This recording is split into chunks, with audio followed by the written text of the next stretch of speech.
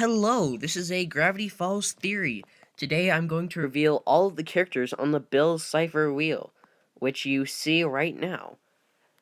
This has been done by a lot of people, but none of them have all of them right, according to this theory.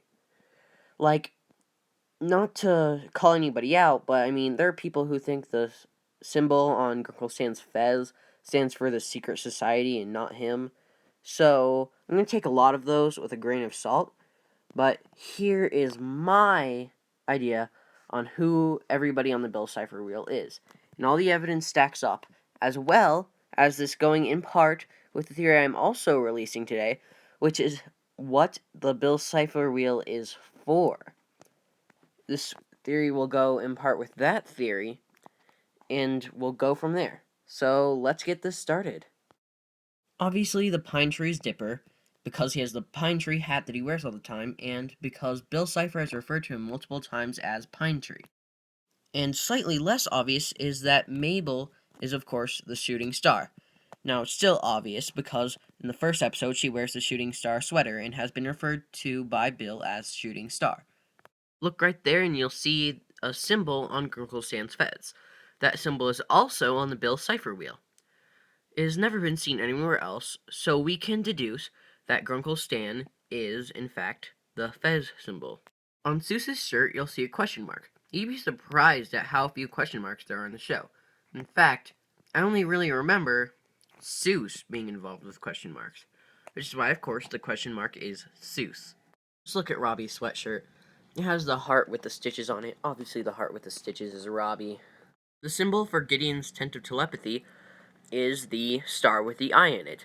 Plus, as you see, it's on his cape. So, with simple logic, he must be the star with the eye in it. As you can see here, in Northwest Mansion Mysteries, there was a llama picture in the background. This is basically a Pacifica and Dipper episode, and we know it's not Dipper. So, the llama on the Cypher wheel therefore must be Pacifica. It's been a question whether or not Stanford, the author of the journals, aka Ford, is the six-fingered hand or the glasses on the Bill Cypher wheel. I can confirm that it is the six-fingered hand because, first of all, he's the author of the journals. That's the first thing he's referred to as. And the six-fingered hand is also the symbol that's on all of the journals. Also, in Weirdmageddon Part 1, he's referred to by Bill as Sixer. You've definitely heard it before, but Wendy's definitely the ice bag. According to the theory that this goes in part with, Wendy's definitely on the wheel. As well as the fact that every time the ice bag has been shown, it's been Dipper getting it for Wendy. And Dipper's the pine tree, so, well, Wendy must be the ice bag. Last is the glasses. Now that we know it's not Stanford, who could it possibly be? Well, look at this scene from Carpet Diem. Just look at it. This is the glasses being picked up in the room full of Ford's experiments. Now here's a picture of Stanley looking down at the glasses and remembering somebody who he misses. So the room that has the glasses is full of Ford's experiments. We haven't seen very many of Ford's experiments. Just, well, the carpet and the shapeshifter, right? Wrong. Also, the printer that prints clones was one of the things that Ford made. Because obviously Stanley or Seuss didn't make it, so it must have been Ford. We all remember Tyrone, right?